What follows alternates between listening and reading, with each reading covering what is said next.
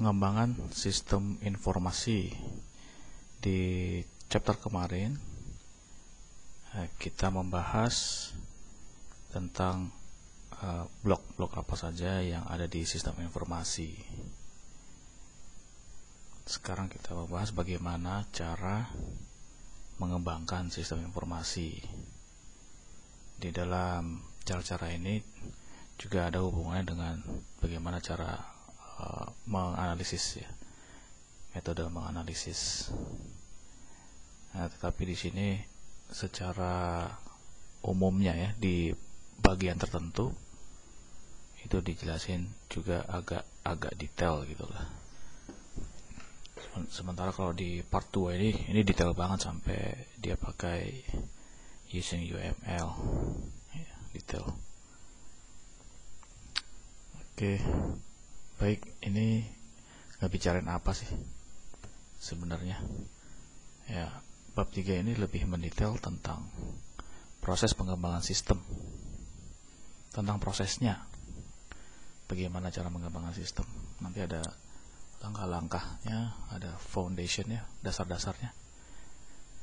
Pengembangan yang sukses, ya, pengembangan akan sukses ketika prinsip fundamental dilaksanakan, ya, prinsip-prinsip fundamentalnya. Nanti akan disampaikan di chapter ini apa saja prinsip fundamentalnya. Di bab ini pula akan diperkenalkan suatu metode dasar. Metode dasarnya apa sih? Jadi kok ada metode, kok ada prinsip, ini apa bedanya, nanti ada penjelasannya. Meskipun bukan jaminan 100% sukses, namun dapat menambah peluang. Peluang apa? Peluang keberhasilan pengembangan sistem. Gitu ya. Jadi si penulis buku ini agak rendah hati gitu ya. Ya, beliau bilang memang expert itu nggak hanya dia gitu. Nggak hanya beliau saja, jadi banyak expert dan para best practice. Jadi secara singkatnya ya, syarat-syarat apa saja untuk menguasai pengembangan sistem informasi. Ini saya tampilkan semuanya. Anda tinggal pause aja ya, karena di sini relatif tidak ada yang perlu dijelaskan lebih detail. Jadi yang pasti ada 9, dari mulai menjelaskan proses baku sampai menjelaskan berbagai macam alat otomasi. Nah, di sini saya membahas cuma sampai sini ya, karena sangat panjang ya. Mungkin waktunya juga nggak cukup, jadi ini saya bagi dua pertemuan.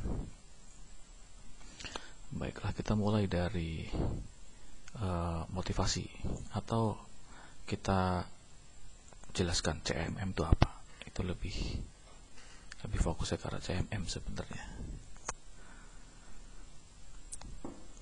Ini definisi tentang proses pengembangan sistem. Jadi proses itu apa maksudnya? Proses mengembangkan sistem. Sistem ini yang dalam konteks sistem informasi ya, dari berbagai macam sistem, bisa sistem pemerintahan, bisa sistem apapun. Kalau di sini membahas dalam konteks sistem informasi. Di dalam proses itu ada kumpulan, ya, ada set of activity, kumpulan aktivitas, kumpulan atau kumpulan metode-metode, kumpulan best practice. Apa ini best practice? Ya. Jadi praktek-praktek terbaik yang diterapkan oleh si penulis maupun expert-expert yang ada di dunia sistem informasi. Ya, di mana ini semua deliverable dan alat-alat otomasi yang mana si stakeholder pada chapter 1 ya, apa tuh, sistem owner, sistem user, sistem designer, sistem builder itu menggunakannya untuk mengembangkan dan secara terus-menerus memperbaiki sistem informasi dan software. Itu adalah proses pengembangan sistem. Sederhana sebenarnya. Jadi sampai sini ya. Maksudnya ini bisa dihapus sehingga konteksnya lebih luas. Sistem apapun gitu maksudnya.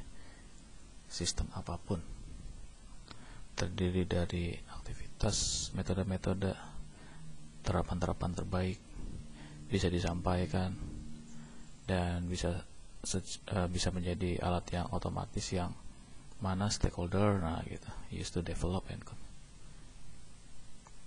sistem pemerintahan juga bisa itu. Tapi karena ini konteksnya sistem informasi ya jadinya nongol nih.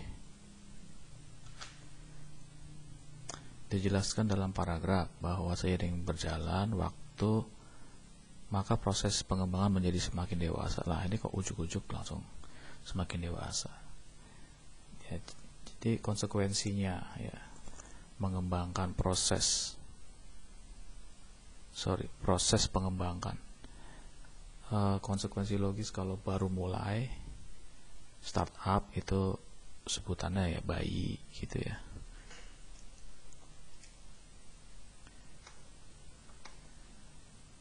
Seiring berjalan waktu lama-lama makin dewasa. Ini kok ujuk-ujuk menceritakan ini ya karena peristiwa-peristiwa atau pengamatan si Jeffrey itu di negaranya itu terdapat dinamika di dalam prosesnya. Dinamika itu maksudnya pasang surut gitu. Tetapi cenderungnya ke arah yang lebih baik karena ada ini. Ditandai dengan berkurangnya project timeline. Jadi ciri-ciri semakin dewasa secara garis besar project timeline-nya berkurang atau minimal tepat lah sesuai rencana durasi proyeknya. Terus biayanya juga berkurang. Meskipun ini berkurang, tapi produktivitasnya meningkat. Nah, itu tandanya semakin dewasa. Untuk bisa mengukur kedewasaan atau kenapa sih harus mengukur? Ya, kenapa kedewasaan itu harus diukur ya supaya tepat apa ya? Tepat jumlah, tepat aksi gitu. Tepat aksi itu tepat tindakan maksudnya. Tindakan apa yang tepat? Kita beri obat ya, tapi kan diukur dulu darahnya itu kalau di sistem anatomi tubuh di kedokteran. Kita ukur gula di darah. Kalau misalkan masih di ambang batas, masih normal ya tindakannya apa? Ya jangan dikasih obat. Nah, itu kan tindakan yang tepat.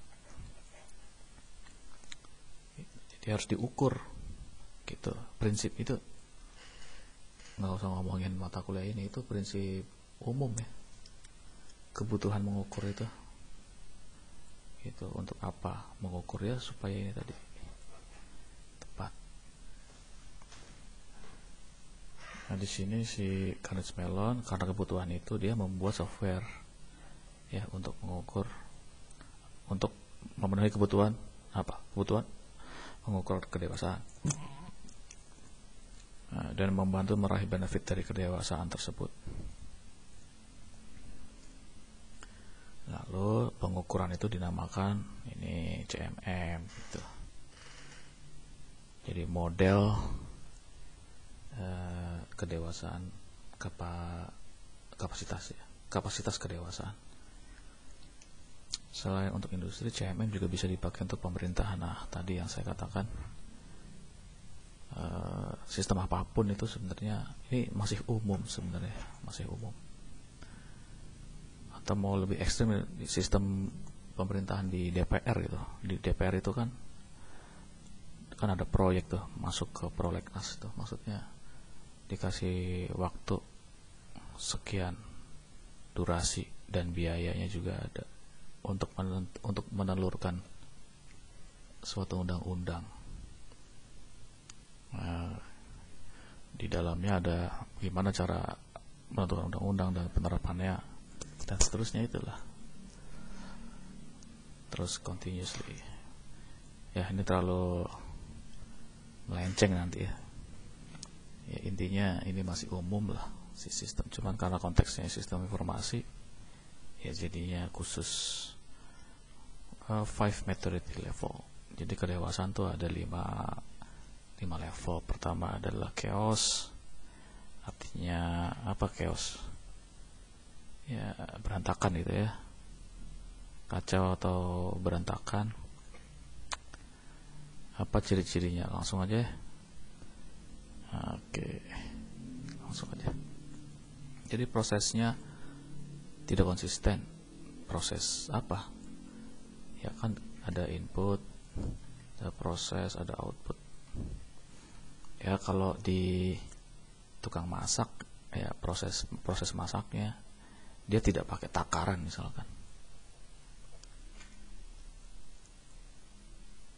Terus dari masakan ke masakan maksudnya itu tidak konsisten. Sementara kalau di sini dari proyek ke proyek kok caranya nggak konsisten gitu. Nggak konsisten tuh misalkan, tapi ini secara umum ya, tentang urutan misalkan gitu, tentang urutan mana yang duluan. Kadang tim A yang duluan, kadang tim C yang duluan gitu. Nah nanti ke depannya nanti ada apa sih proses itu lebih detailnya. Yang kedua, each team use its own tools. Nah tadi yang saya katakan, masing-masing tim itu dia bisa duluan karena dia punya tools dan metode yang menurut dia bagus gitu, dia udah siap. Misalkan ada proyek pemasangan fiber optik di Pondok Labu waktu itu ya. Terus juga ada di Limo gitu. Nah, masing-masing punya proses sendiri-sendiri orangnya, padahal orangnya sama aja gitu. Ada juga ketika mau masang di sini juga ada merekrut, terus mau dimulai dari mana nih gitu. Si yang di Limonya apakah dari Vikes atau dari FT gitu. Dari proses ke proses ini jadi kayak tergantung sikon gitu, nggak konsisten, dan setiap tim punya masing-masing cara. Sukses atau gagal biasanya tergantung dari skill dan pengalaman masing-masing tim ya, ini tidak perlu dijelaskan lagi, udah pasti ngerti. Terus proses sulit diprediksi dan sulit diulangi. Maksudnya proses sulit diprediksi apa? Ini dampaknya kalau nggak bisa diprediksi. Misalkan ada proyek pengadaan jaringan di FT, di Fakultas Teknik, rancangan anggaran biayanya sekian, terus direncanakan pada tanggal sekian tuh budgetnya sekian. Jadi di sini belanja, sini belanja karena kan panjangnya itu panjang kabel memang diukur dulu sebenarnya, udah diukur dulu, tapi kadang ada tambahan-tambahan. Misalkan kalau ada yang request misalnya dalam perjalanannya ada berubah, ternyata mintanya pakai wifi dari wireless gitu daripada kabel, jadi disiapin gitu. Nah kalau prosesnya nggak benar itu bisa bisa over budgeting, bisa lewat budgetnya. Terus bisa di sini kalau nggak bisa diprediksi prosesnya. Dokumen sporadik itu maksudnya dia terutama di lokasi, di tempat yang berbeda-beda, yang seharusnya terpusat di mana ya? Terpusat di manajemen misalkan. Kalau di FT itu terpusat harusnya di Dikjar, di sekretariat terpusat di sini harusnya kalau di Fakultas Teknik. Tapi kenyataannya ya dokumennya ada di dosen, ada di wakil dekan gitu, terus ada di Pondok Labu. Ini sering ini kayak dokumen penelitian. Semua dosen itu kalau meneliti itu dia daftarnya ke Pondok Labu lewat sistem informasi manajemen Pondok Labu beserta biaya-biayanya. Nah, yang di Limo ini jadi kalau ditanya berapa biaya yang didapatkan oleh dosen, hibah maksudnya, hibah yang didapatkan oleh dosen, orang Limo nggak bisa jawab. Kenapa? Karena datanya terpusat di Pondok Labu, di SIM, sistem informasi manajemennya yang ada di Pondok Labu. Nah, sehingga orang-orang Limo ini mau nggak mau nanya ke dosen, masing-masing dosen ditanyain. Nah, solusinya apa? Coba. Solusinya si orang Limo ini buka SIM-nya. Itu pertama. Kalau di SIM-nya tidak tersedia informasi, maka sistem analisnya atau si pihak yang bertanggung jawab di SIM-nya dia sediakan, tapi khusus dibagi-bagi fakultas ekonomi, fakultas kedokteran, hukum, FT, khusus informasi-informasi tentang biaya dan judul-judul, harusnya begitu. Kenyataannya kan enggak, tetap aja nih akhirnya ada kepanitiaan dosen ini. Makanya saya agak bukan gelisah tapi gusar kali ya, gusar atau gemes gitu.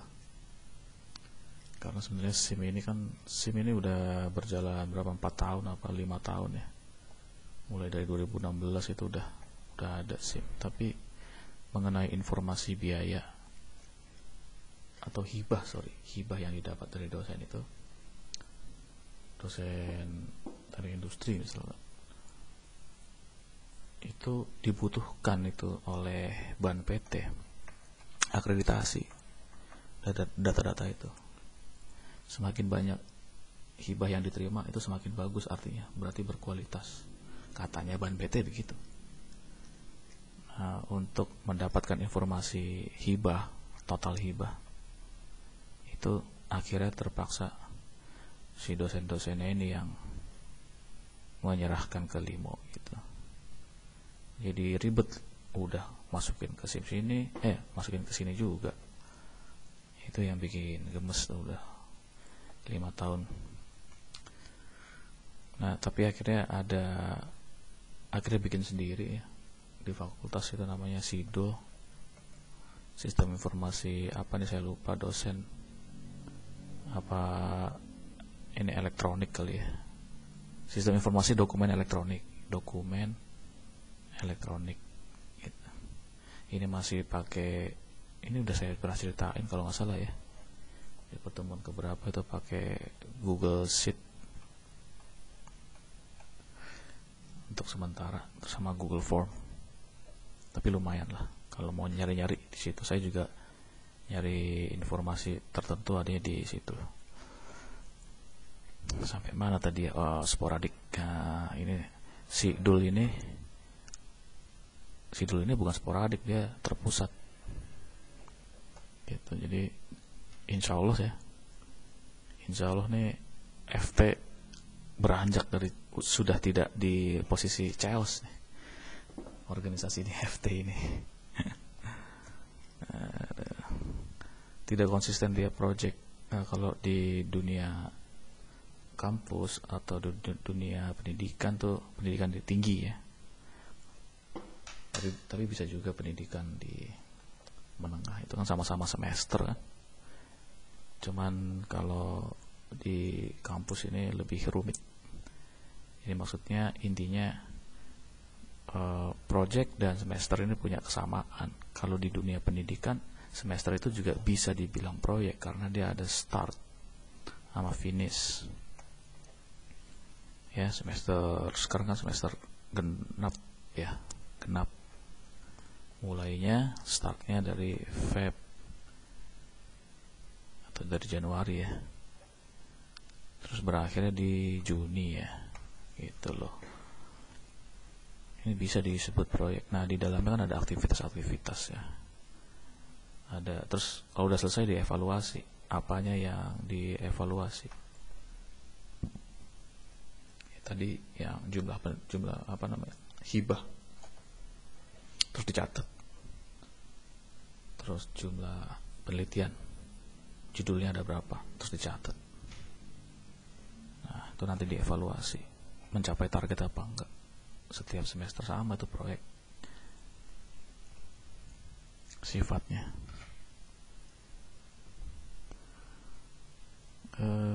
Almost all organization. Nah, di FT memang cuma ya mungkin ini bisa saya bilang 5% lah sporadik lah untuk tahun ini ya, sejak adanya sidul itu. Jadi saya perkirakan hanya 5% sporadik. Terus ya yang pasti bukan chaos lah. Coba lihat repeatable ya, bisa diulang gitu ya, repeatable. Dapat men-track, dapat jejak, rekam jejak proyek dalam hal biaya, dalam hal schedule apa jadwal, dan fungsionality. Tadi udah saya gambarkan di sini. Ini kayak semacam lawan kata gitu ya. Lawan kata apa? Ya ini gitu ya. Ini kan suatu masalah yang disarankan. Masalah itu kalau mau selesai gitu katanya, ya di track aja. Bisa di track apa enggak? Apanya, cost-nya, schedule-nya, jangan sampai telat di track. Kalau misalkan mau telat ya, atau bakal telat, nah, ini gunanya track. Mau bakal telat nih, langsung ada tindakan. Ini yang dibutuhin supaya ini bisa di cancel. Maksudnya kita kasih solusi supaya nggak telat gitu, bakal telat. Di sini kan nggak ada ini ya, sulit diprediksi. Prediksi itu ya sama aja dengan track, kurang lebih sama. Track itu maksudnya bisa dijejak, di apa ya istilahnya ya, ditelusuri. Aduh, susah maksudnya ini, telusuri. Sudah fokus pada manajemen proyek. Apa ini maksudnya fokus pada manajemen proyek? Tadi yang saya katakan, tapi cuma umum ya.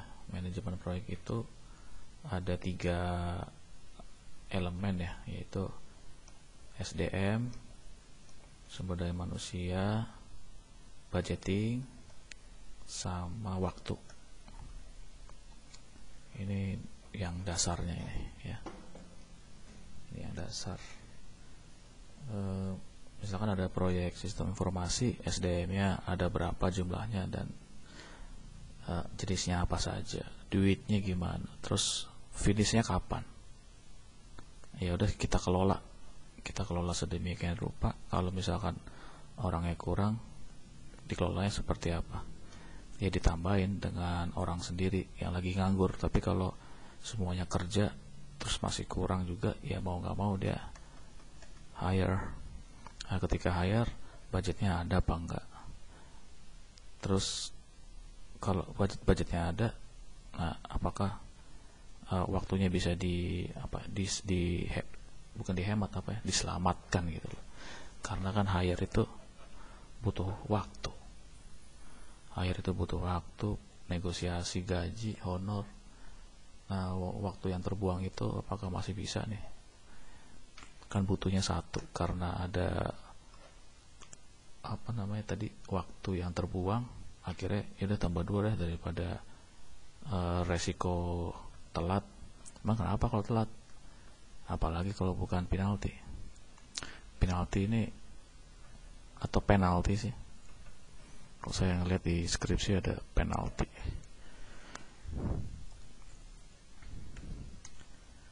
Sudah mulai mematuhi proses pengembangan sistem meski dari proyek-proyek sedikit bervariasi. Nah, ini proses pengembangan sistem ini kok mematuhi. Nah, ini siapa yang bikin gitu? Ya siapapun yang bikin. Tapi kalau di kampus ya, itu yang bikin adalah Badan Penjaminan Mutu BPM atau LP3M, Lembaga Penjaminan apa gitu, ada P-nya ada 3, terus ini M-nya mutu. Nah, ini yang merancang atau membuat aturan-aturan atau SOP gitu. Aturan nama SOP itu ya maksudnya proses. Gimana supaya proses ini terjamin bukan terjamin sukses, maksudnya terjamin konsisten gitu. Mutu. Bagaimana cara menjamin proses pengembangan bermutu? Yaitu dengan dokumen apa ya? Dokumen aturan. Ada aturan, ada SOP, ada instruksi kerja, apalagi ya.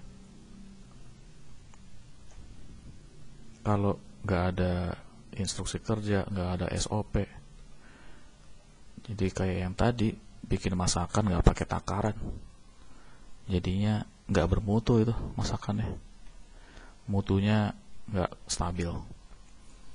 Nah, itu tadi mematuhi proses. Meski kalau di tukang masak, dari masakan ke masakan, meskipun bervariasi, tapi prosesnya, yang penting prosesnya dipatuh. Nah, kalau di sistem informasi, mau proyek apapun, proyek sedikit bervariasi itu apa? Bukan hasilnya ya, tapi jenis proyeknya. Bervariasi.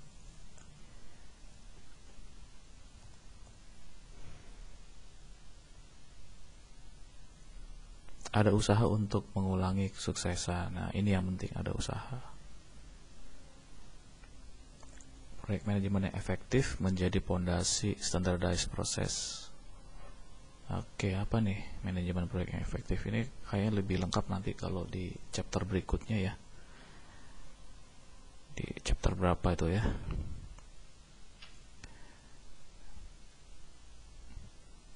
Chapter 4.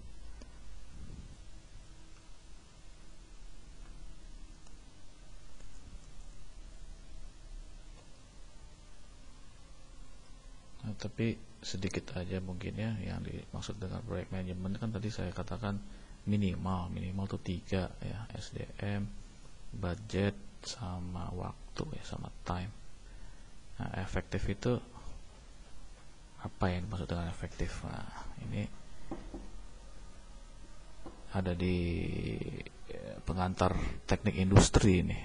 Apa efektif, efisien, produktivitas. Emangnya ada manajemen proyek yang nggak efektif gitu? Kalau yang paling gampang tuh efisien ya, untuk mendefinisikan. Kalau efisien udah pasti urusannya tentang budget dan time. Lebih efisien tuh dengan sedikit. Nah nih, efisien itu apa ya?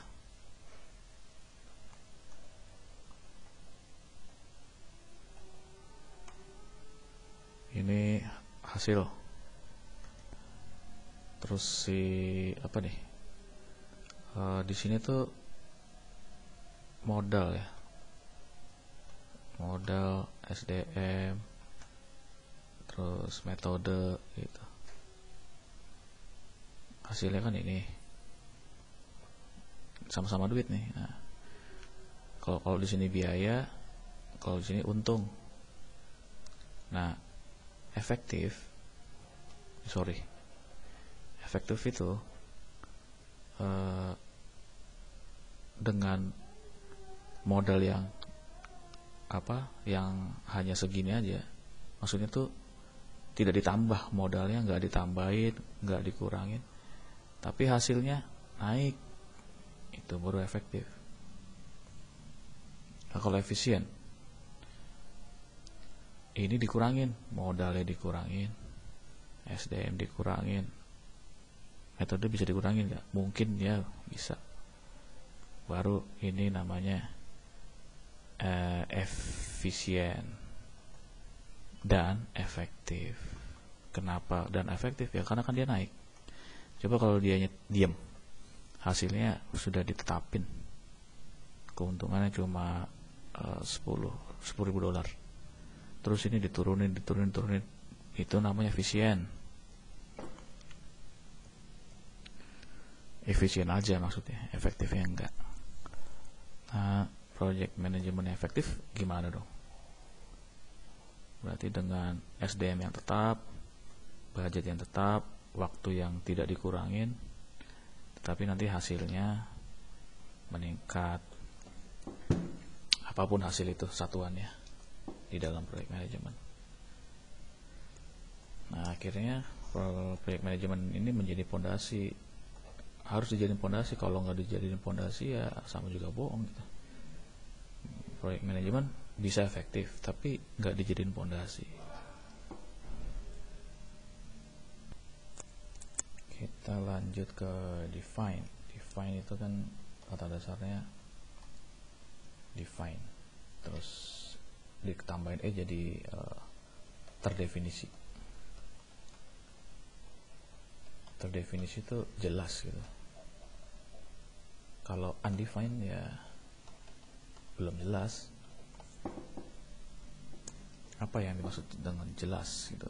Jadi standar ini beli atau ngembangin. Apa sih? A standard system development process. Jadi standar proses apa? Proses pengembangan sistemnya itu udah terstandar. Nah, standarnya itu dia beli atau develop. Nah, ini mungkin ada pertanyaan ya. Standar kok beli gitu. Nanti ada di slide agak jauh ya. Oke. Kok bisa dibeli gitu. Develop and maintain, jadi mengembangkan dan maintain itu apa sih? Merawat ya, menjaga sistem informasi dan software dari tahap demi tahap yang ada di proses di atas tadinya di sini. Ya, jadi ini harus ada semua nih. Develop, maintain dari proses di sini. Misalkan udah beli standar sistem development proses, sudah dibeli tapi nggak dikerjakan gitu, nggak dipatuhi standar prosesnya. Ya, jadi belum define, nggak jelas gitu. Kalau mau mematuhi ya jelas, define. Konsisten, jadi dokumennya konsisten dan kualitasnya tinggi. Kalau kualitasnya tinggi, maka ini bisa disampaikan. Ya dua-duanya lah, konsisten. Ya, kalau high quality doang tapi nggak konsisten, gitu. Apanya? Misalkan waktunya kadang-kadang sekarang, kadang-kadang tiap hari, kadang-kadang jeda-jeda gitu ya. Itu ya deliverablesnya ya kurang, jadi harus dua-duanya. Jadi dokumen tuh harus high quality, itu maksudnya dia bisa detail, nggak cuma konsep doang ya. Ntar kayak ini lagi DP 0 rupiah, konsepnya ini bagus banget, jempol. Nah, tapi ketika deliverablesnya hancur lah.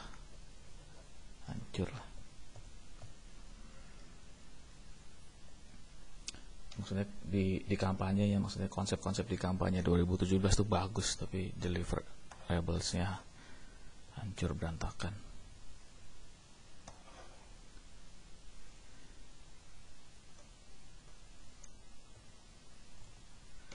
Prosesnya stabil, predictable, dan dapat diulang.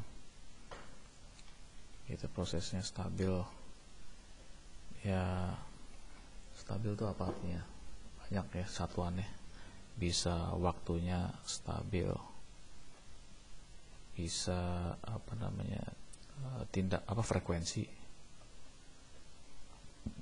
frekuensinya stabil. Frekuensi apa ya?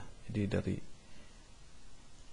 dia tuh misalkan nih berangkat kerja tuh stabil, selalu berangkat jam segitu gitu. Itu kan kalau waktu. Nah, dari proses ke proses itu kan misalkan ada elemen kerja, itu semuanya dikerjain, stabil. Nah, kalau yang nggak stabil ada yang nggak dikerjain gitu. Kadang-kadang rajin, kadang-kadang males, itu nggak stabil gitu. Nah, predictable, dapat diulang, ini yang tadi ya. Oke, jadi define itu cuma ada 4, dan kebetulan di negara Pak Jeffrey ya, si penulis ini, rata-rata di Amerika itu kebanyakan ada level 3 paling banyak nih. Kalau ibaratnya kurva normal, di sini level 3 paling banyak. Terus di sini level 2, di sini level 1, 4, 5. Level 5 makin dikit, jadi kayak kurva normal gitulah. Di level 4 managed itu artinya sudah terkelola. Kalau yang ini kan udah jelas, tapi belum tentu bisa dikelola. Maksudnya dikelola nanti apabila ada handicap, apabila ada dinamika, itu bisa dikelola nggak gitu. Kalau kekurangan orang, ya orangnya nggak ada, ya udah mau gue berhenti kerja, nah itu berarti pengelolaannya salah itu. Harusnya kan di hire, nambah orang. Oke, ciri-cirinya manajer itu adanya visi misi yang terukur. Jadi berarti ada yang tidak terukur, ya ada. Lagi-lagi ya itu, tapi janganlah. Pokoknya intinya terukur tuh contohnya visi misi fakultas yang menuliskan tahun, misalkan 2025, nah, berarti terukur dalam hal waktu. Tapi kalau nggak ada waktunya berarti nggak terukur. Membangun sistem pengukuran quality dan productivity ini membangun atau sudah ada? Ya, di sini establish kalau di bukunya. Jadi belum ada pada saat misalkan ya ada startup, begitu dia lahir langsung dia punya visi gitu, terus dia membangun juga dari nol sistem pengukuran quality dan productivity. Terus si startupnya juga mengukur lebih detail tentang standar proses, lebih detail. Jadi ada misalkan mengembang sistem tuh prosesnya ada 7, terus lebih detail lagi. Ada 7 apa aja ini, terus dia ada cabang lagi mengukur. Nanti ada di slide selanjutnya, agak jauh sih slide-nya. Secara rutin mencatat kualitas di database. Nah, kalau dulu kan Fakultas Teknik mungkin tahun 2014 ya di database juga sih, cuma sporadik. Tidak mencatat di database itu sekitar tahun 2000-an lah, tahun 2001, tahun 2000. Ya. Apalagi di bawah itu, jadi ada yang lulusan alumni itu ijazahnya kebanjiran di waktu itu di Bekasi kalau nggak salah, hanyut ijazahnya. Nah terus balik ke sini dicari-cari nggak ada ya, karena database-nya belum ada. Itu abang alumni tahun berapa, 90-an ya. Tahun 94 apa 95. Ada usaha untuk memperbaiki kualitas. Nah, ya, lagi-lagi ini dengan database, bantuan dengan database ya. Pihak manajemen menjadi proaktif. Jadi maksudnya proaktif itu sebelum terjadi, ini udah saya bahas ya. Sebelum terjadi telat, dia mewanti-wanti. Kalau reaktif, ya ketika telatnya udah terjadi, baru ditindak, ya ada tindakan. Gitu ya. Tadi apa? Masalah telat sama masalah biaya yang overrun itu ya berlebihan lah intinya, dan lain-lain ya. Ini yang terakhir nih, proses baku. Oke, jadi si startup udah bikin proses baku, terserah mau bikin proses bakunya di awal dia lahir atau pada saat berjalan gitu. Cuman kan kalau pada saat berjalan kurang ini ya, kurang, jadinya dia kayak semacam define gitu. Berarti dia define, bukan manage. Nah, sudah ada proses baku. Yang namanya proses baku tuh nggak bisa dirubah-rubah. Tetapi di level 4 itu bisa dapat adjust, dapat diatur. Kalau diatur ulang itu readjust, ini salah, dapat diatur berdasarkan dampak-dampak yang diprediksi. Nah, berarti bukan dampak yang terjadi, tapi dampak yang diprediksi sebelum terjadi. Sebelum itu terjadi, proses bakunya dirubah, ya, diatur lagi. Nah, itu baru manage level 4. Ini level yang terakhir adalah optimizing. Jadi optimizing itu maknanya dia continuous gitu. Nah, apanya yang continuous? Ini kan apa sih continuous itu? Berlanjut terus menerus. Apanya? Improvement. Nah, optimizing ini berkaitan dengan dinamis. Kondisi dinamis, jadi seiring waktu berjalan ada dinamika di dalamnya, dan itu diperbaiki terus menerus. Kalau di optimisasi itu kan kalau ada batasan, ya ada batasan atas, batasan bawah.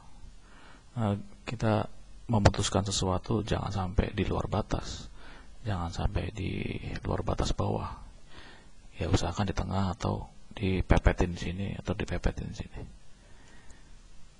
Nah, dan itu seiring waktu berjalan itu. Di sana time. Ya. Kalau misalkan cost, dalam hal cost, seiring waktu berjalan cost harus selalu diperkecil.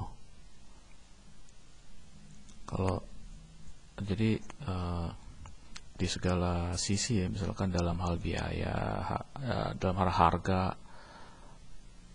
kita cari paling rendah. Dalam harga ongkir, kita cari paling rendah. Terus dalam hal performa, kita cari yang paling tinggi tapi harganya paling rendah. Selalu begitu optimizing. Ini langsung aja saya tampilkan ya. Proses sistem development yang telah selalu diawasi. Yang tadi yang saya katakan, seiring waktu berjalan selalu dipentok-pentokin ya, pentok. Kalau cost pentokin ke bawah, kalau performa pentokin ke atas gitu. Berdasarkan data analisis yang dibangun di level 4 tadi. Tapi ini data analisis ada sendiri ya di part kedua. Kalau sekarang kan part 1. Masih jauh nih. Memperbaiki proses di atas bisa jadi dengan cara mengganti teknologi. Nah, ini kan improve ya, yang tadi saya katakan selalu diimprove. Kalau misalkan ada teknologi baru yang performa bagus, laksanakan ya, beli gitu, improve terus menerus. Pelajaran dan hikmah yang didapat disebarkan ke seluruh anggota organisasi. Kalau di Fakultas Teknik dia lewat WA, tetapi kebanyakan ya apa sih, pelajaran hikmahnya itu agak kurang kena gitu. Sembarang pelajaran dan hikmah.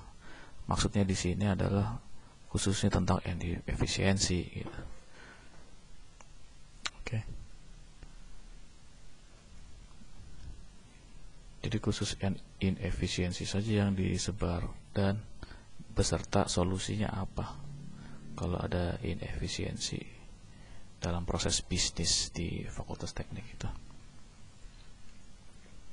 Ya, apalagi sekarang ini tentang Merdeka Belajar nih. Wah, ini kacau balau ini. Banyak yang gak jelas, banyak yang gak paham termasuk saya. Ada gap, ada ketidakjelasan itu. Solusinya apa? Terus disebarkan ke anggota organisasi. Intisarinya, organisasi konsisten melakukan continuous improvement dalam hal proses. Dalam hal ini prosesnya itu selalu diperbaiki. Ini kan di mata kuliah di manajemen kualitas ini, ya kan, quality control. Jadi prosesnya itu diawasi prosesnya, terus diperbaiki.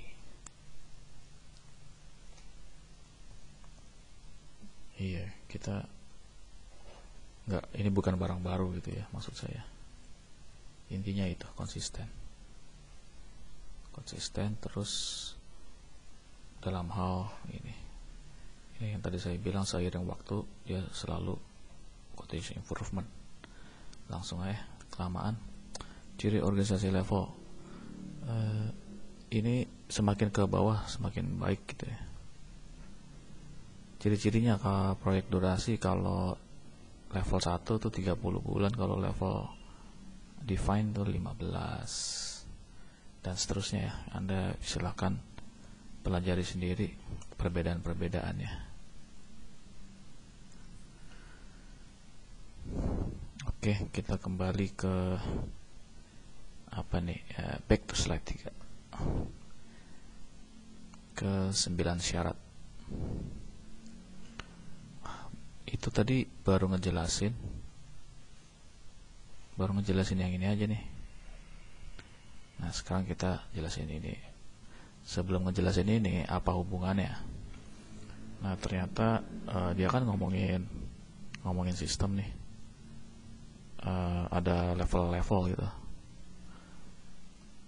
Level 1 dan seterusnya. Ini level apa? Ini sebenarnya level sistem.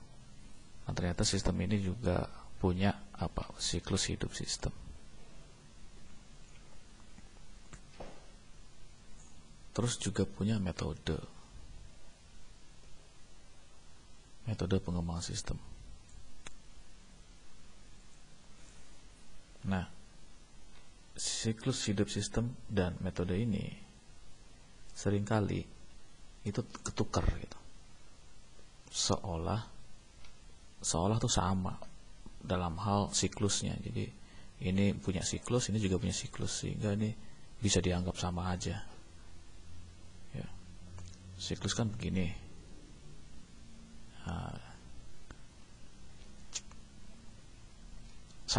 Cyclic, berputar. Di sini siklus hidup life, di di sini metode. Nah, ini yang saya katakan seringkali tertukar seolah-olah ini barang yang sama. Itu kurang lebihnya ya.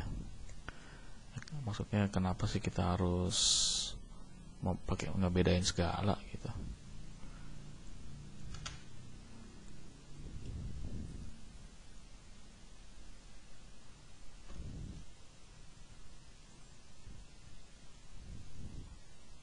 Oh, salah ya.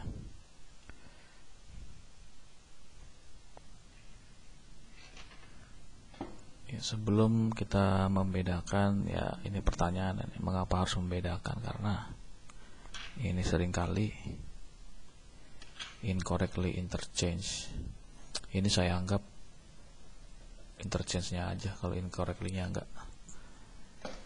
Kok bisa? Ya itu tadi yang saya sudah jelaskan, gitu, yang tentang ini.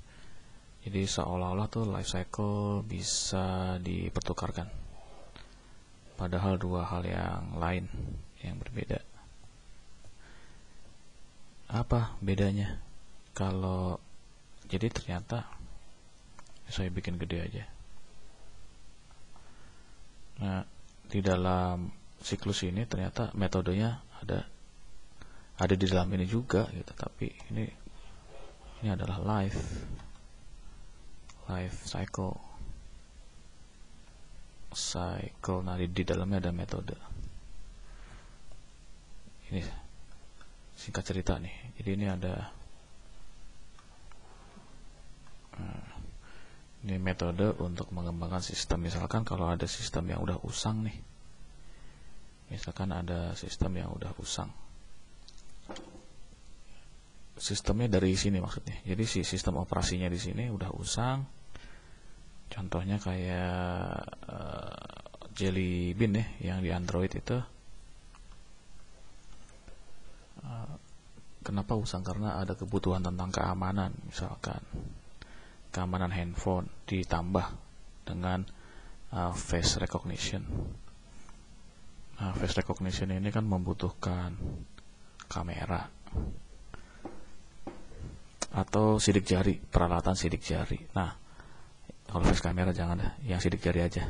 Yang sidik jari ini kan ada teknologi baru. Nah, teknologi baru ini nggak bisa masuk ke motherboard, gitu loh.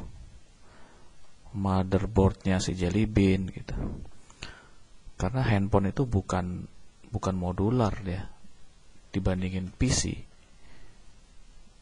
Personal komputer itu kan dia modular, artinya dia ada slot-slot ya kan, ada slot di dalam PC ya, bukannya USB.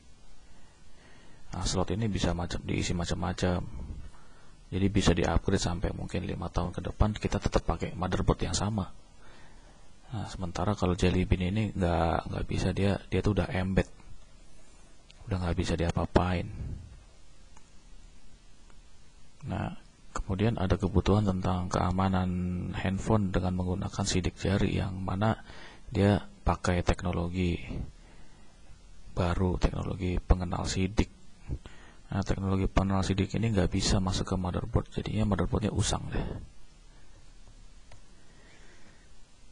Ketika motherboardnya dibikin bisa, sistem operasinya usang, nggak bisa ngenalin gitu. Nah, akhirnya dibongkar deh. Jadi maksudnya dianggap usang, bongkarnya di sini. Bongkar si OS Jelly Bean ya tadi. Nah, oke, jadi gitu maksudnya. Ini adalah proses mengembangkan si Jelly Bean tadi dengan menggunakan metode-metode pengembangan sistem. Nah, ketika udah jadi, ya dikonversi. Nah, di sini di buku nggak dijelasin apa konversi secara detailnya itu apa.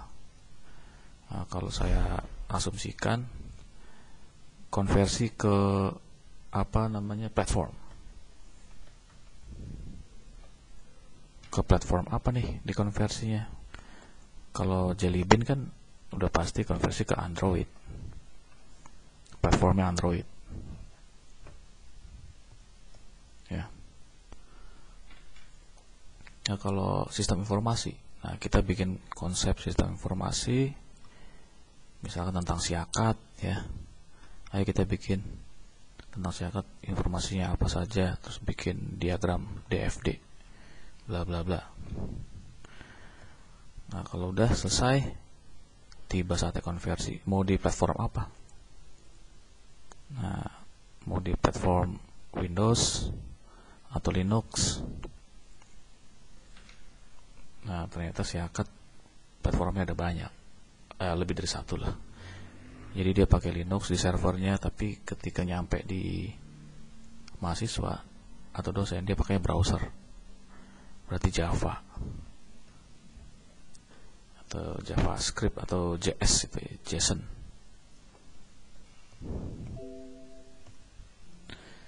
Setelah dikonversi ya dipakai sistem informasi dan di maintenance, dirawat lah istilahnya. Ada dua ya, ada bug fix ya.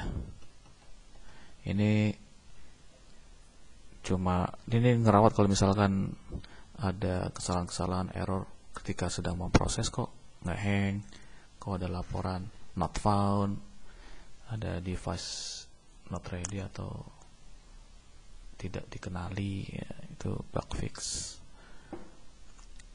Ini belum usang, ini tidak membuat usang ya, nanti tinggal dibetulin aja.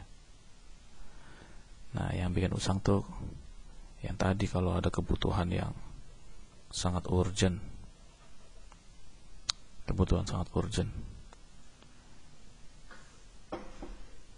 kayak tadi ya yang sidik jari itu. Oke, itu tadi bedanya metode sama apa tadi, life cycle sama ini metode dan life cycle.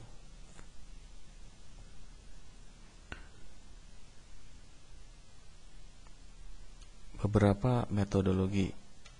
beberapa metodologi di sini, yang mana metodologi ini ada yang komersial dijual,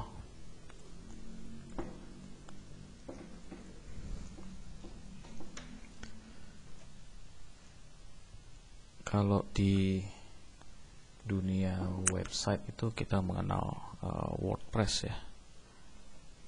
Terus ada lagi apa ya, Wix ya, apa sih saya lupa ini. Wix apa Mix gitu, untuk membuat browser. Nah, itu kan metodenya lain-lain ini, antara ini dengan ini. Bikin browser gratis gitu. Terus ada lagi Joomla. Waduh, pokoknya apalagi saya lupa itu, yang RSS apa CS gitu ya. Ini metodenya beda-beda, tapi ini dalam konteks web browser ya. Desain web, dalam rangka desain web itu dijual, metodenya beda-beda. Nah, sama juga dengan ini, metodenya banyak untuk membuat sistem. Langkah-langkahnya udah disediain, komersil, dijual, atau kita bikin sendiri. Banyak metodologinya, tapi kita pakai FAST. FAST itu adalah framework for the application system thinking. Penjelasannya ada di slide agak jauh nih, kayaknya sih di minggu depan.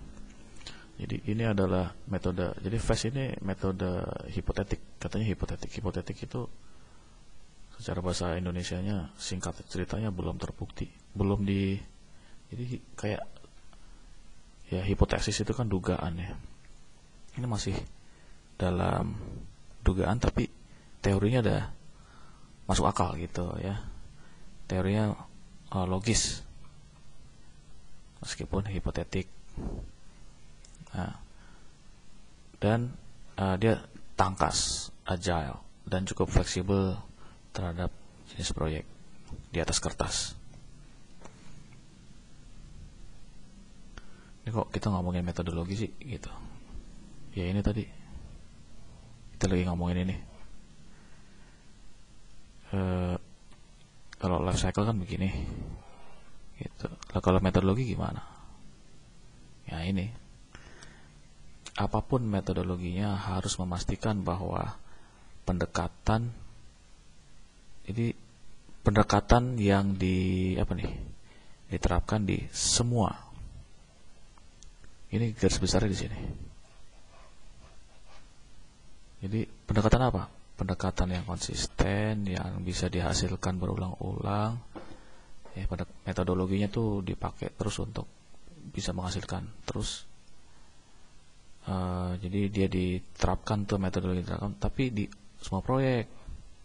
Pastikan bahwa metodenya bisa di semua proyek, jangan di proyek yang misalkan ada 10 proyek, masa metodologi beda-beda gitu, lain-lain, padahal kan sama aja yang namanya sistem informasi itu. Ya, input, proses, output, itulah intinya. Yang di minggu lalu itu saya ada gambar apa tuh? Yang gambarnya besar sekali, ada panah-panah berseliweran. Ada pengurangan, jadi metode harus memastikan adanya pengurangan risiko yang berhubungan dengan jalan pintas dan mistik. Jadi kalau bisa jalan pintas itu nggak ada sama sekali lah. Ini kan biasanya jalan pintas ada karena ada masalah yang urgent banget, nggak bisa diselesaikan. Jadi udahlah, karena nggak bisa selesaiin, kita pakai shortcut aja misalkan. Atau barang-barang langka nggak ada, kita bikin aja itu shortcut, padahal kualitasnya belum tentu. Nah, jadi metodologinya menjauhi shortcut. Kita menggunakan metode yang menjauhi hobinya itu jalan pintas, dan bisa menjauhi kesalahan-kesalahan yang terjadi kalau kesalahan umum lah ya, kesalahan umum. Perkara nanti ada kesalahan baru kan nanti bisa di-adjust ya nggak? Yang tadi di slide sebelumnya bisa diatur ulang. Dokumentasi yang konsisten dan komplit dihasilkan dari satu proyek. Ini kan konsistensi ini udah. Jadi metodologinya harus memastikan melahirkan dokumentasi yang konsisten. Selanjutnya ini si stakeholder ya. Stakeholder secara cepat reassign, bisa ditugaskan kembali. Assign itu kan tugas ya, reassigned ditugaskan kembali, tapi secara cepat. Kenapa ditugaskan kembali? Karena ada proyek baru. Misalkan tidak perlu proyeknya selesai sekarang, udah ada proyek lagi gitu. Udah ada proyek lagi, ya udah. Jadi ini ada proyek 1, proyek 2, berarti ya udah ditugasin lagi, berarti si ini bekerja di sini dan sini. Nah, dengan metodologi ini dia bisa secara cepat. Bisa kerja di 2 nggak gitu. Ini yang paling logis kasusnya seperti ini. Tapi yang paling minim tuh begini. Setelah ini selesai ada proyek lagi. Nah, proses pemindahan dari proyek pertama ke 2 itu cepat. Pemindahan apa ini loh? Si analisnya itu secara cepat ditugaskan kembali karena ada metodologi ini. Nah, kenapa kok bisa cepat? Ya orang prosesnya sama. Proses apa? Proses pengembangan itu. Ya misalkan proyek siakat di SMA selesai, terus muncul lagi siakat di Politeknik selesai, terus ada lagi di kampus selesai. Ini kan proyek. Nah kebetulan proyeknya sama, tapi lokasinya beda. Nah kalau lokasi beda, kalau prosesnya sama ya gimana lagi? Ya cepet lah.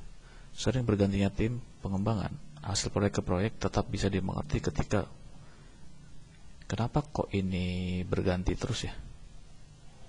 Memangnya di lapangan berganti banyak ini sih. Paling logis dan paling yang saya temui ya, itu bajak.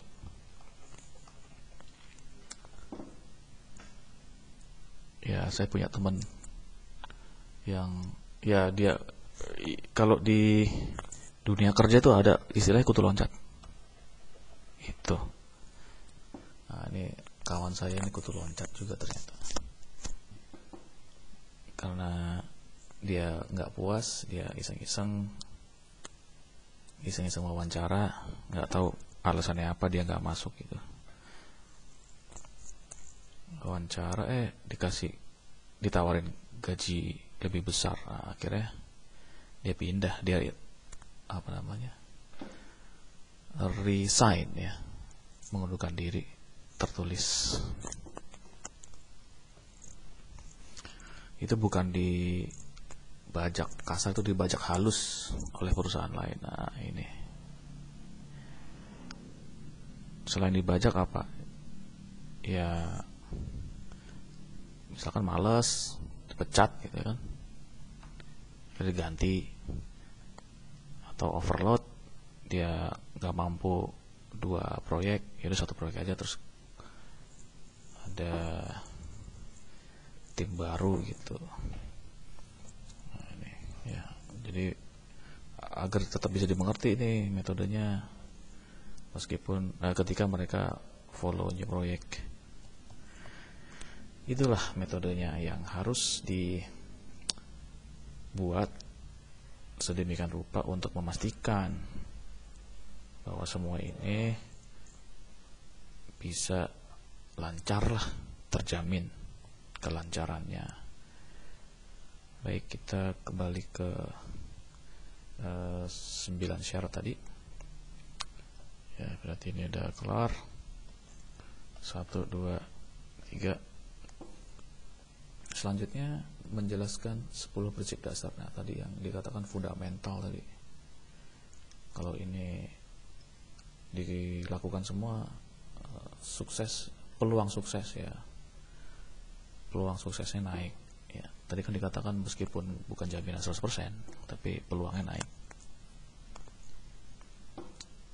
Prinsip dasarnya kayak apa? Saya sebenarnya sederhana sih. Saya rasa kalian juga sudah pernah kali ya, beberapa sudah pernah kalian dapat di OMPI kalau nggak salah, organisasi manajerial perusahaan apalah gitu. Oke, 10 itu ya, di sini kita lihat ada 5 ya. Habis itu gitu ya. Kalau mau ngembangin sistem, libatkanlah user gitu, sistem user maksudnya. Dan ini sudah terjadi pada waktu, kalau nggak salah tahun 2009 ya, Pak Irawan itu si pemimpin proyeknya, dia jalan-jalan ke fakultas di Pondok Labu itu, kan fakultasnya ada 7, itu disamperin semua sama dia, melibatkan user gitu. Saya juga termasuk yang ditanya-tanya, kira-kira butuh apa dalam sistem ini. Gunakanlah pendekatan problem solving DMAIC. Ini saya sendiri yang nambahin, ini tidak ada buku. Tapi ketika si Pak Jeffrey-nya menulis itu, ya begini, dijelasin dulu masalahnya apa. Ya udah, masalahnya diukur. Kalau yang tadi saya katakan di dunia kedokteran kan, masalahnya ini saya gatal-gatal gitu. Ya udah, diukur darahnya, terus dianalisis kira-kira perlu obat seberapa. Oh ternyata enggak perlu obat misalkan. Terus setelah dianalisis di-improve. Misalkan oke, ini obatnya sekian tablet, ya udah diterapin nih di bagian improve ini, diterapin di improve-nya sambil dilihat hasilnya gimana, masih gatal-gatal apa enggak, terus dikontrol. Setelah tahu bahwa outputnya seperti itu, ya dikontrolnya, misalkan obatnya jangan terlalu banyak, obatnya terlalu sedikit. Itu kalau di dunia kedokteran. Maksud saya, DMAIC ini apapun sistem, apapun industrinya, mau industri barang kayak industri jasa, pemerintahan kalau perlu, itu ini umum ya. Ya di bukunya tidak menuliskan ini, tetapi dengan kata lain ada tahapan-tahapannya, dan itu mengingatkan pada proses demaik gitu. Jadi saya kasih singkatnya aja lah. Kalau kalian males baca gitu, terus ketika baca juga bingung, udahlah ini aja. Atau jangan-jangan kalian juga nggak tahu demaik ya. Ini kacang goreng ini, skripsi kacang goreng banyak banget lah. Tapi gagalnya di C, jadi cuma DMI doang. Di C-nya yang gimana cara kontrolnya gitu. Bangunlah suatu fase-fase ya. Kalau mau bikin ini, bangunlah fase dan aktivitasnya apa saja. Figur 33 itu di mana? Coba ini bisa nggak di... Nah, kecil banget ya. Ini gambar 33. Terus apa yang mau disampaikan di sini? Ya tadi katanya apa sih? Suatu fase-fase dan aktivitasnya. Fase-fasenya mana ya? Fase-fase dan aktivitas. Oh ini, jadi ini fasenya ya. Nah, nanti misalkan dia tuh gini, misalkan project management, nanti di bawahnya ada aktivitas apa aja gitu. Terus misalkan ini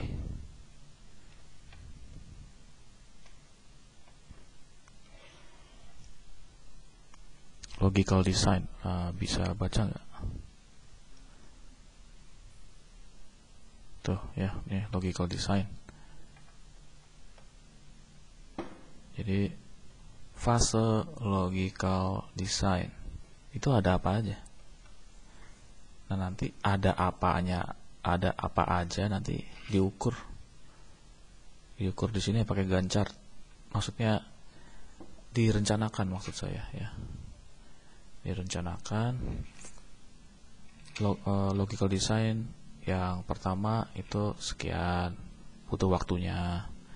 Ini kan bulan dan tahun nih, 2004, udah nyaris 20 tahun yang lalu ya bukunya. Gitu ya, direncanakan butuh berapa waktu. Oke. Kita udah lihat. Terus fase tuh punya 8 fase. Lihat big picture bab ini. Oke, sebelum kita melihat big picture-nya, sekalian deh ini. Kenapa sih gitu? Agar fase tersebut bisa dipetakan gitu katanya. Jadi bangunlah suatu fase-fase agar fase tersebut bisa dipetakan. Tadi kan udah saya kasih contohnya nih yang di sini. Dipetakan aktivitasnya apa aja, sama dipetakan butuh waktu berapa aja, terus apakah ada overlap gitu. Overlap tuh ya sampai kelewatan gitu. Oke, terus fase punya 8 fase, kita lihat. Jadi terlalu kecil ini. Gambarnya terlalu kecil, dia kira-kira ada di sini lah ya. Ada 8 dari tadi, 1, 2, 3, 4, 5, 6, 7, 8. Sama dengan gambar 33 tadi ya. Tadi juga, oh enggak, kalau gambar 33 ada 10. Kalau fase ini, berarti ini fase benar ya. Silakan Anda baca sendiri ya di halaman berapa nih, halaman 84.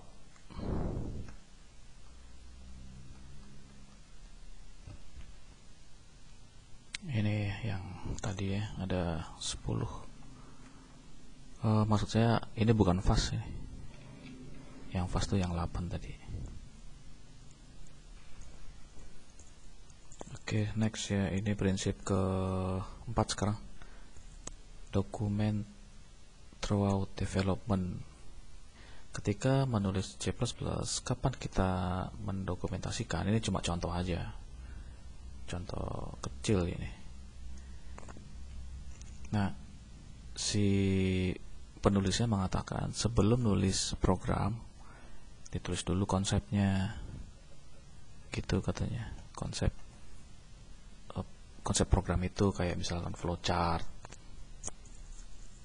baru ditulis program C++-nya. Kenapa? Karena ketika sedang membuat C++ programnya, terus dia dibajak misalkan, kayak tadi dibajak, ya kalau dibajak ya silahkan gitu.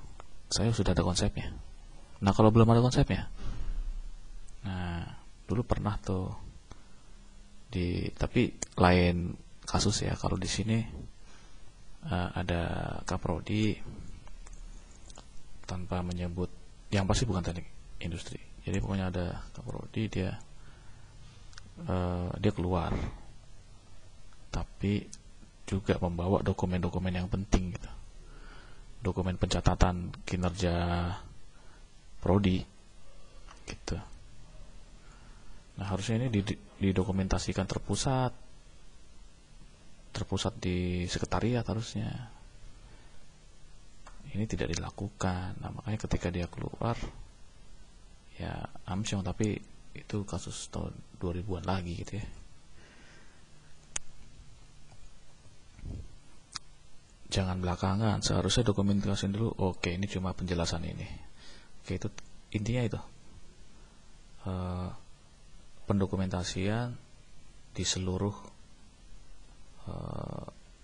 pengembangan, mulai dari konsep sampai hasil. Itu prinsip keempat. Prinsip kelimanya, bangunlah standar.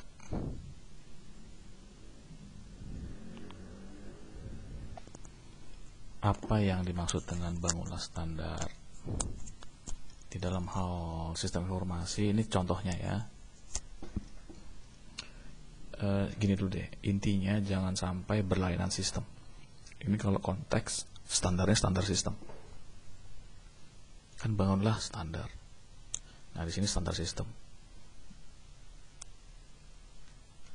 Standarnya gini, what database engine will be used? Apakah kita mau pakai Oracle, IBM atau SQL Server untuk database-nya?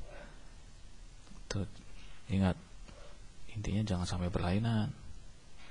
Di server pakai Linux, terus ini servernya Pondok Labu misalkan, terus servernya Limo misalkan pakai SQL. Jangan ini deh, jangan Linux, Oracle aja, meskipun belum tentu bisa. Nah kalau beda, nanti kalau mau rekap data susah. Nah, rekap datanya pakai apa? Pakai Windows lah gitu. Jadi data-data yang ada di Pondok Labu, data-data yang ada di Limo, khususnya tentang mahasiswa, itu direkap. Direkapnya ini kan lain-lain ya. Mendingan ya ini Oracle, ini Oracle, ini Oracle. Gitu. Intinya sih itu. Untuk mempersingkat mempersingkat slide ini ya. Sama juga dengan software teknologi. Di sini dia bilangnya mau pakai ini, mau pakai C++ atau pakai Java. Terus interface teknologinya mau pakai apa? Interface teknologi itu berkaitan dengan browser ya. Kalau di sini kan dia contoh-contohnya, ini XHTML ini juga termasuk browser dan seterusnya lah. Intinya itu, jangan sampai berlainan sistem. Maka gimana caranya? Ya establish standard.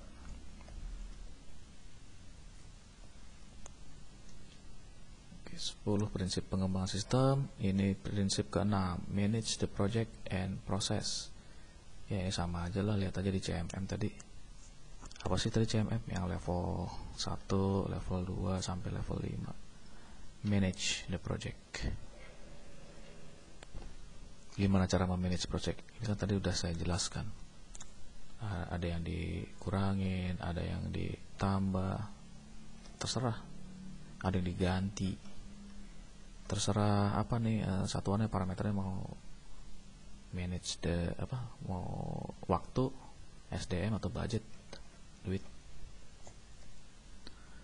Justify information system. Jadi yang namanya investasi itu sifat alaminya adalah untuk jangka panjang. Kenapa emangnya gitu? Enggak, maksudnya banyak siapapun itu di stakeholder, ya siapapun stakeholder itu harus paham bahwa sistem informasi itu diperlakukan sebagai capital investment, investasi modal. Ya iya, terus kenapa gitu? Ya ini loh, jangka panjang. Jadi apa? Ya sabar gitu. Maksudnya sabar dalam hal apa nih? Dalam hal hasil sama proses. Maksudnya proses itu kita sudah menerapkan sistem, tapi kok banyak banget bug fix gitu loh. Ya sabar lah gitu. Maksudnya seiring waktu berjalan ya betulin aja. Ya, jangan sampai karena nggak sabar udah batalin aja semua sistem informasi, kita cabut aja gitu. Wah itu kalau dalam perjanjian kerja itu bisa dicari polisi nanti, dianggap tidak bertanggung jawab atau bukan prestasi, terus masuk pengadilan deh, ganti rugi. Nah, makanya jangan takut. Oke, kalau ini nomor 8 yang berapa namanya, berlawanan tadi yang saya katakan, batalin aja gitu. Tapi di sini justru jangan takut membatalkan. Jadi maksudnya bukan membatalkan kerjasama. Nah, maksud saya di sini dia membatalkan kerjasama. Jangan kerjasamanya yang dibatalin. Maksudnya tuh jangan takut membatalkan atau merevisi ruang lingkup. Tadi kayak di sini nggak sabar dia, kelamaan gitu. Ya udah batalin kerjasama, jangan. Batalin aja ruang lingkupnya menjadi kecil, meskipun sudah menghabiskan banyak uang untuk hal besar.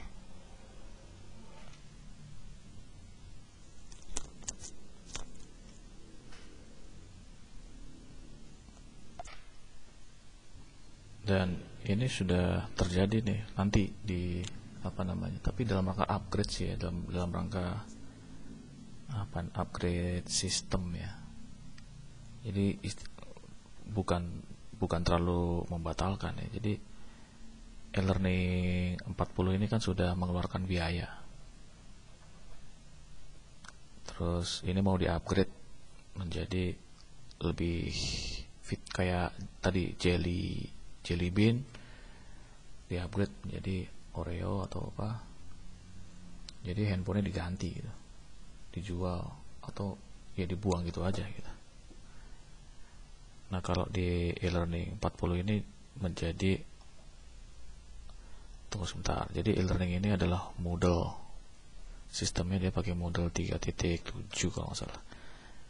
Nah ini mau di-upgrade ke Moodle 4.0 apa 3.9 saya lupa. Yang 3.5 deh, yang sekarang ini. Terus mau di-upgrade ke sini apa ke sini. Nah, apakah ini membatalkan? Ya bisa iya bisa enggak gitu loh. Karena ini kan dalam rangka upgrade. Jadi seolah rencananya tuh pakai ini aja terus gitu. Ternyata apa? Ini nggak bisa buat absen. Terus kuisnya juga statis gitu. Kuis statis tau nggak? Kalau kuis dinamis tuh ketika Anda mendengarkan saya sedang bertanya. kalian bisa jawab di video itu. Nah, itu dinamis lah.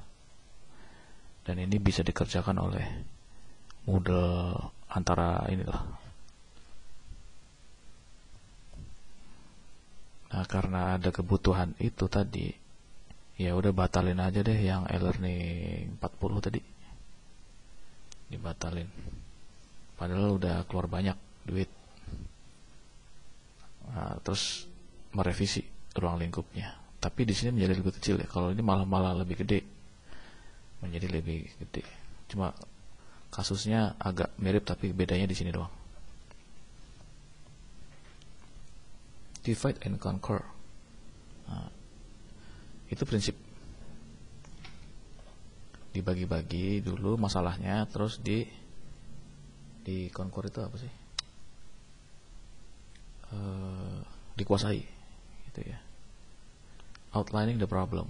Outlining itu, oke, gimana caranya meng-outlining? By divide them and conquer. Kok ini divide them and conquer the problem based on the proportionality. Ini sederhana ini. Sederhana, semua juga tahu lah.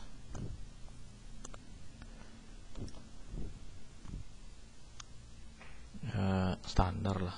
Saya tidak perlu menjelaskan lebih detail lagi. Ini kan dianalisis, setelah tahu dibagi-bagi masalahnya, ya udah dikuasai, tapi secara profesional.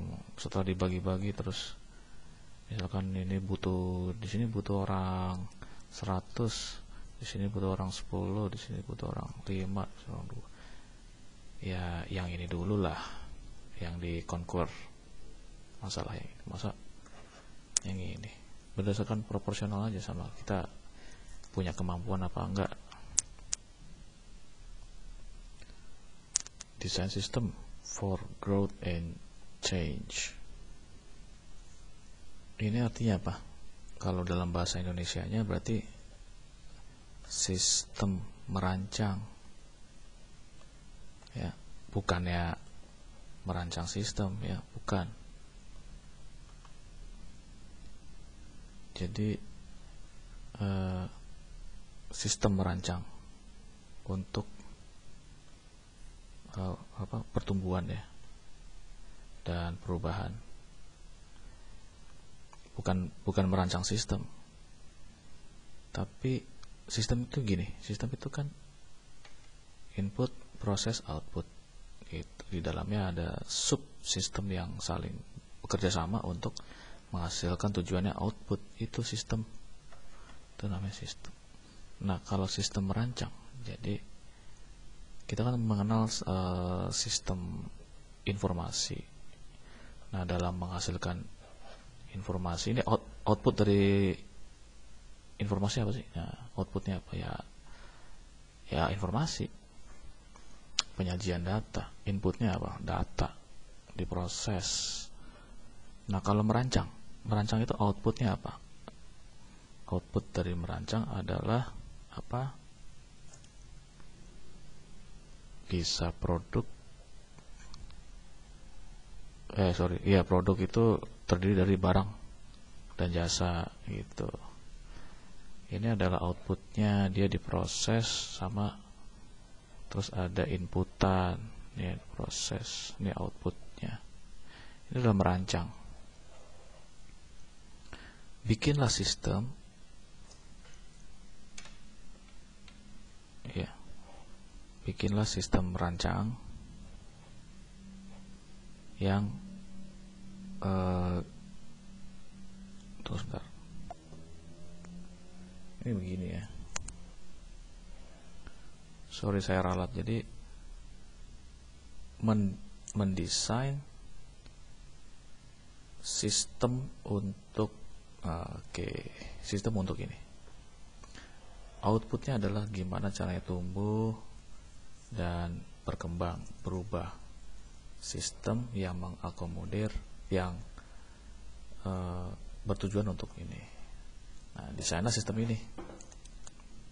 Itu prinsipnya tuh. Prinsip pengembangan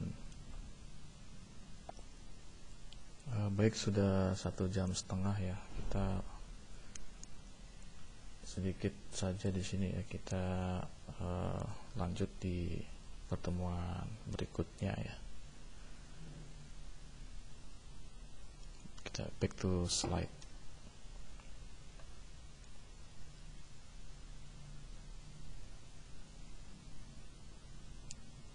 Oke ya. Ini kita baru sampai sini.